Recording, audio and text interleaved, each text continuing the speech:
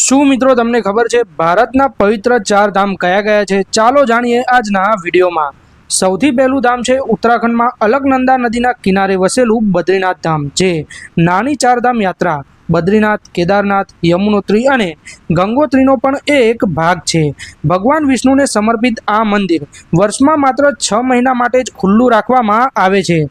ભારતનું બીજું પવિત્ર ધામ છે દ્વારકા, જેને ભગવાન શ્રી કૃષ્ણની નગરી પણ કહેવામાં આવે છે। ભારતનું ત્રીજું પવિત્ર ધામ છે ઓડિશાના પુરીમાં સ્થિત શ્રી જગન્નાથ મંદિર, જે ભગવાન જગન્નાથને સમર્પિત છે, જેમને સાક્ષાત ભગવાન વિષ્ણુનો અવતાર માનવામાં આવે છે। ભારતમાં આવેલું ચોથું પવિત્ર ધામ છે તમિલનાડુના રામેશ્વરમમાં શ્રી રામનાથ સ્વામી મંદિર। મિત્રો, ચાર ધામ યાત્રાના ચારેય ધામોને ચારેય દિશામાં ગુરુ આદિ શંકરાચાર્યએ સ્થાપિત કર્યા હતા।